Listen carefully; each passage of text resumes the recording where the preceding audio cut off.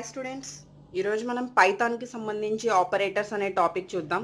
So నేను ప్రీవియస్గా ఒక 2 అప్లికేషన్స్ చూపించాను మీకు. దట్ ఈస్ క్యాలెండర్ అండ్ ఒక డేటా టైప్ నుంచి ఎనదర్ డేటా టైప్లోకి మనం ఎలా కన్వర్ట్ చేయాలి అనేది మనం చూసాం.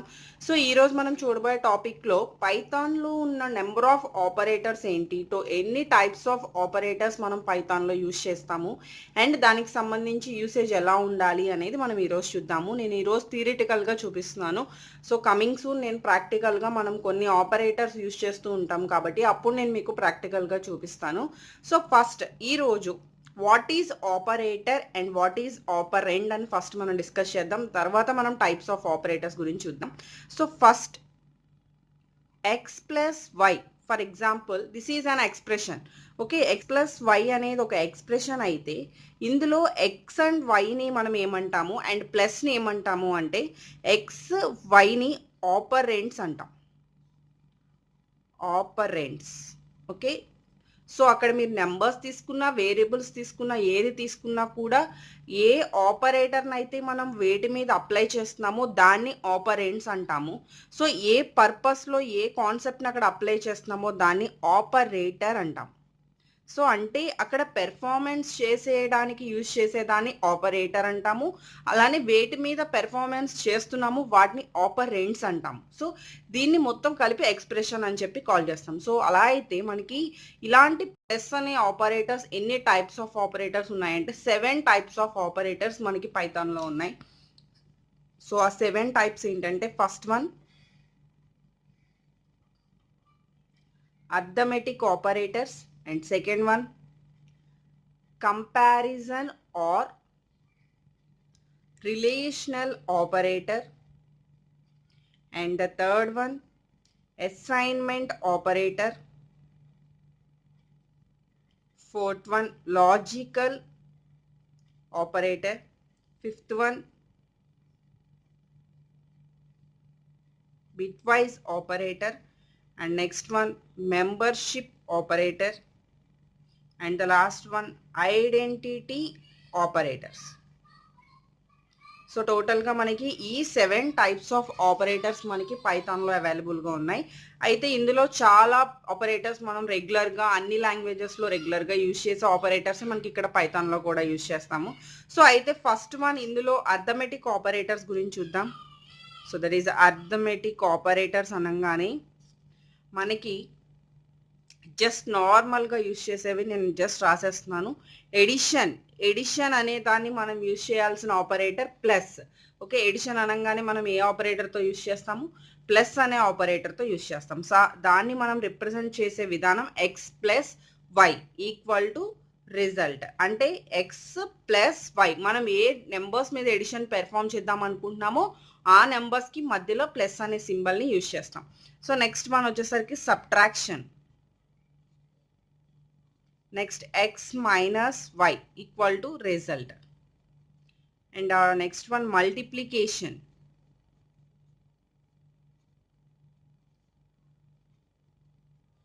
Into y, then result.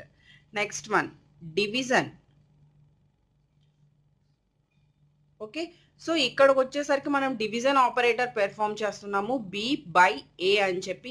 ఏదైతే రిజల్ట్ ఉంటుందో అంటే ఇక్కడ రిమైండర్ రాదు, జస్ట్ కోషెంట్ వస్తుంది. ఆ కోషెంట్ని మనం రిజల్ట్ గెట్ చేసుకోవడం కోసం ఈ డివిజన్ ఆపరేటర్ యూజ్ చేస్తాం. Next percentage modulus.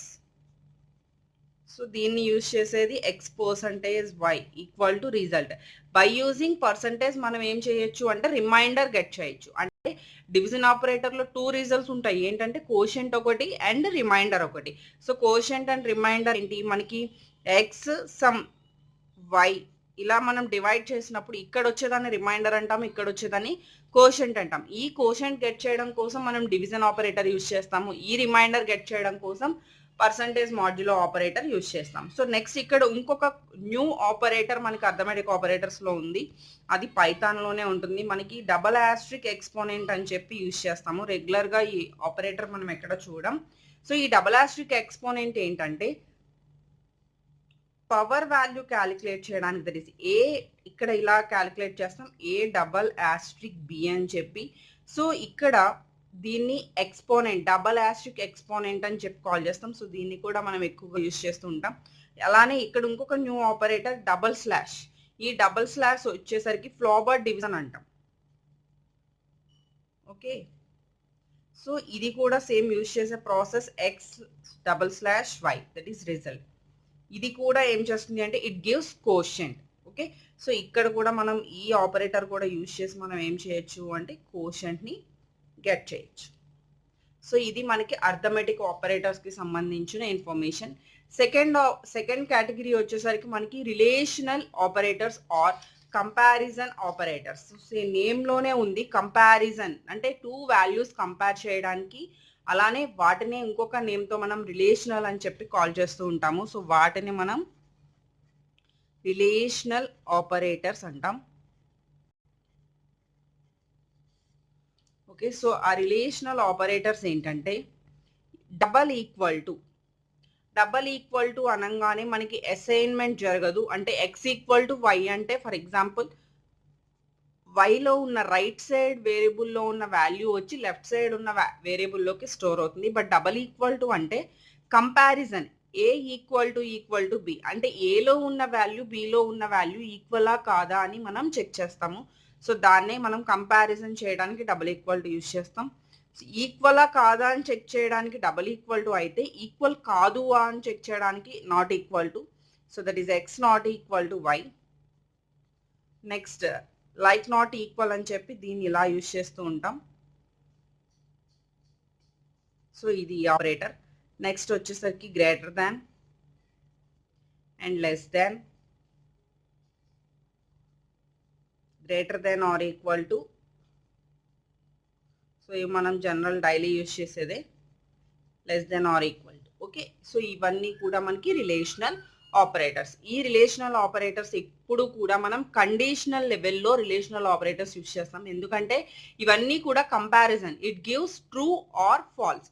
ఏదైనా కూడా మనకి ఏ ఆపరేటర్ యూజ్ చేసినా మనకి ట్రూ కానీ ఫాల్స్ కానీ రిటర్న్ చేస్తుంది. ఈ ట్రూ అండ్ ఫాల్స్తో మనకి ఎక్కడ యూజ్ ఉంటుంది అంటే ఓన్లీ కండిషన్స్లోనే మనకి యూజ్ ఉంటుంది. కాబట్టి ఈ ట్రూ ఆర్ ఫాల్స్ని గెట్ చేసుకోవడం కోసం ఈ ఆపరేటర్స్ యూజ్ చేసి మనం రిలేషనల్ ఆపరేటర్స్ అన్నీ కూడా మనకి కండిషన్స్ చెక్ చేయడానికి యూజ్ చేస్తూ ఉంటాము. So the next third category వచ్చేసరికి assignment operators.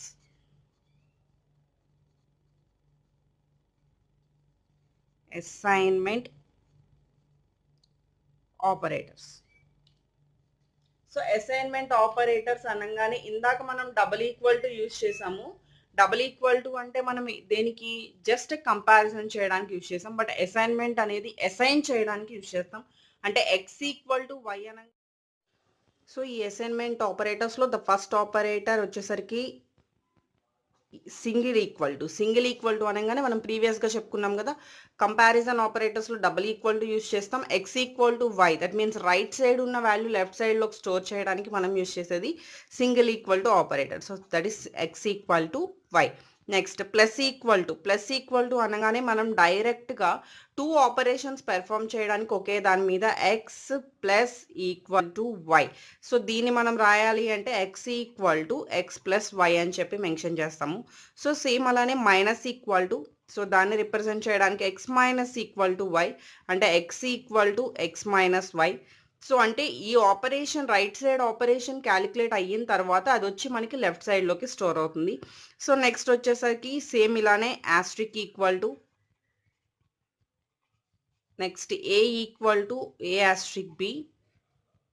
So next percentage equal to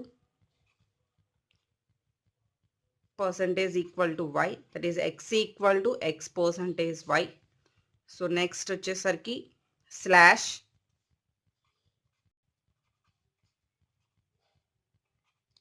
x slash y. So ఇలా మనం ఆపరేటర్స్ అనేవి ఒకేసారి మల్టిపుల్గా టూ ఆపరేషన్స్ పెర్ఫామ్ చేయడానికి ఒకేసారి సింబల్ యూజ్ చేయొచ్చు. నెక్స్ట్ వీటిని వచ్చేసరికి పవర్ క్యాలిక్యులేషన్ ఆపరేటర్స్ అంటాం. Two asterisks. So two asterisks కూడా మనం ఇవ్వాలి అంటే c asterisk equal to a. So దీన్ని మనం డైరెక్ట్గా c equal to c asterisk a అనే ఫార్ములాకి మనం డైరెక్ట్గా ఇలా మెన్షన్ చేస్తాం. Next floor division operator double slash equal to, so దాన్ని కూడా మనం ఏంటంటే c double slash equal to a, so దాన్ని c equal to c double slash a. ఇలా మనం అసైన్మెంట్ ఆపరేటర్స్ అనేవి వీటిని యూజ్ చేసి మనం క్యాలిక్యులేట్ చేసుకోవచ్చు. డైరెక్ట్గా షార్ట్ కట్ కావాలంటే, లేదు అంటే జస్ట్ నార్మల్ డైరెక్ట్ ఈ ప్రాసెసర్లో అయినా. సో నెక్స్ట్ లాజికల్ ఆపరేటర్స్ కూడా మనకి రెగ్యులర్గా అన్ని లాంగ్వేజ్లో యూజ్ చేస్తాము. సో సింపుల్ ఆపరేటర్స్, ఇవి కూడా లాజికల్గా ట్రూ ఆర్ ఫాల్స్ని అండ్ టూ కండిషన్స్ని చెక్ చేయడానికి యూజ్ చేసే ఆపరేటర్స్ని మనం లాజికల్ ఆపరేటర్స్ అంటాము. సో ఇందులో మనకున్న ఆపరేటర్స్ ఏంటంటే లాజికల్ అండ్, సో దీన్ని మనం a and b and two కండిషన్స్కి మధ్యలో కూడా అండ్ యూజ్ చేస్తాము. ఇట్ గివ్స్ బోత్ ట్రూ అయితే కనుక ట్రూ రిటర్న్ చేస్తుంది. అలా మనకి ట్రూ ఆర్ ఫాల్స్ టేబుల్స్ మీద ఈ ఆపరేషన్స్ అనేవి అప్లై అవుతాయి. So next logical or, so A or B. So next logical not. So next A and బికి నాట్ అప్లై చేస్తాం. సో ఇది నాట్ ఆపరేటర్. సో ఇలా ఏంటంటే మనకి logical operators, logical and, logical or and logical not. Next identity operators.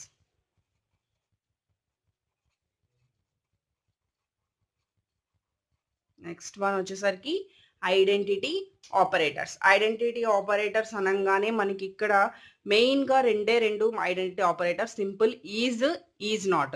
But ఈ identity operators అనేవి కూడా మనం ఎందుకు యూజ్ చేస్తాము అంటే కంపారిజన్కి యూజ్ చేస్తాం. బట్ టూ వాల్యూస్ మధ్యలో కంపారిజన్ కాకుండా టూ ఆబ్జెక్ట్స్ మధ్యని కంపేర్ చేయడానికి మనం ఈ ఐడెంటిటీ ఆపరేటర్స్ యూజ్ చేస్తాం. So these are used to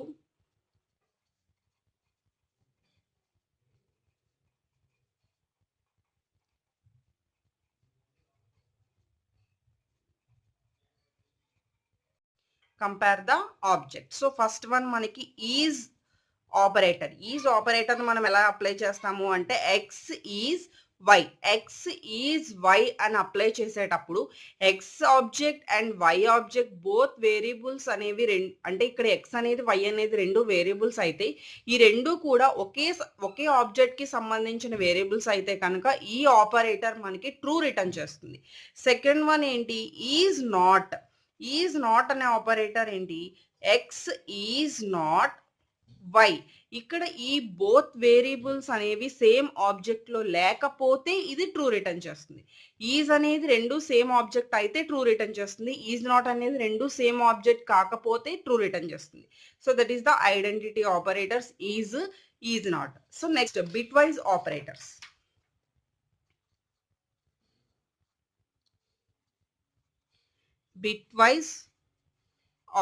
so bit wise operators అనేవి మనం ఏంటంటే బిట్స్ క్యాలిక్యులేషన్ చేయటానికి, అంటే 2 బిట్స్ని బేస్ చేసుకుని మనం క్యాలిక్యులేట్ చేసేటప్పుడు ఈ బిట్ వైజ్ ఆపరేటర్స్ యూజ్ చేస్తాము.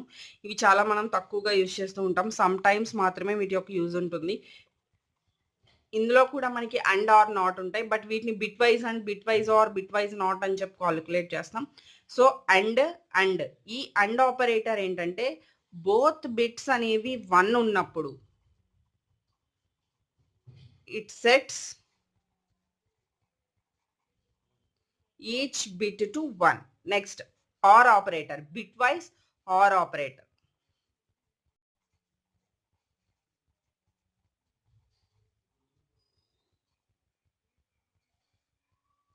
It sets each bit to 1. Next, XOR operator. Okay, ఈ XOR operator కూడా if only one of 2 bits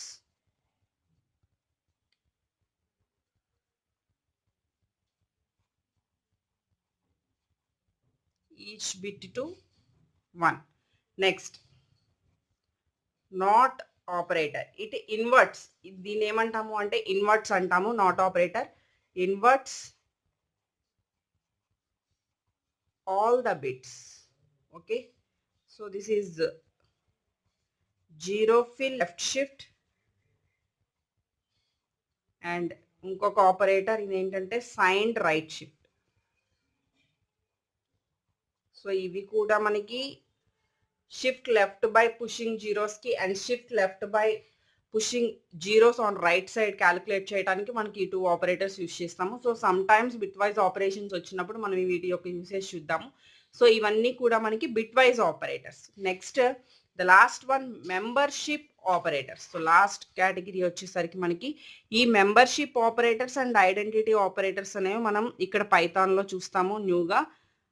membership operators ఇక్కడ కూడా ఏంటంటే మనం ఆపరేటర్స్ యూజ్ చేసేటప్పుడు వాటి యొక్క టెస్ట్ ని వాల్యూ ఆర్ వేరియబుల్ అనేవి ఒకే సీక్వెన్స్ లో ఫౌండ్ అయినాయా లేదా, ఒకే సీక్వెన్స్ లో ఉన్నాయా లేదా అని చెక్ చేయడం కోసం మనం ఈ మెంబర్షిప్ ఆపరేటర్స్ యూజ్ చేస్తాము.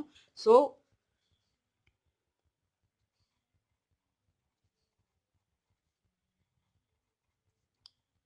in operators, that means members, these are used to operators,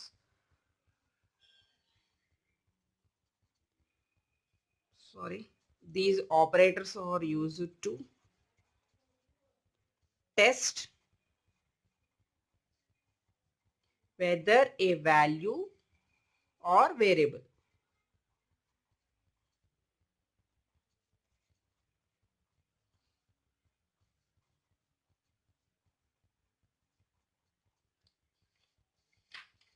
is found in a sequence లో ఉన్నాయా లేదా అని చెక్ చేయడం కోసం ఈ మెంబర్షిప్ ఆపరేటర్స్ యూజ్ చేస్తూ ఉంటాము. సో ఈ మెంబర్షిప్ ఆపరేటర్స్ వచ్చేసరికి మనకి ఇన్ నాట్ అని చెప్పి 2 ఆపరేటర్స్ ని యూజ్ చేస్తాం. సో వీటినే మనం మెంబర్షిప్ ఆపరేటర్స్. ఇక్కడ ఫస్ట్ వన్ వచ్చేసరికి in, next not in. So in అనేది ఏంటంటే సీక్వెన్స్గా ఉంటే it returns true, and not in వచ్చేసరికి సీక్వెన్స్గా లేకపోతే ఇట్ రిటర్న్స్ ట్రూ. సో ఈ రెండు కూడా మనం తీసుకున్న వేరియబుల్స్లో ఉన్న వాల్యూస్ అనేవి సీక్వెన్స్గా ఉన్నాయా లేదా అని చెక్ చేయడం కోసం మనం తీసుకునేది membership operators. Okay, so these are మొత్తం ఇవన్నీ కూడా మనకి total types of operators. Total 7 categories మనం అన్ని ఆపరేటర్స్ చూసాము. సో ఈ ఆపరేటర్స్ మనం రెగ్యులర్గా ఎవ్రీడే ప్రోగ్రామ్లో యూజ్ చేస్తూ ఉంటాం. సో దానికోసం నేను దీని మీద మళ్ళీ సపరేట్గా ప్రోగ్రామ్ ఏం చూపించట్లేదు. సో రెగ్యులర్గా మనం యూజ్ చేసేటప్పుడు ఈ ఆపరేటర్స్ తగులుతూ ఉంటాయి. సో నెక్స్ట్ టుమారో క్లాస్ వచ్చేసరికి మనకి decision making statements, all decision making statements మనం పైథాన్కి సంబంధించి చూద్దాం. Thank you.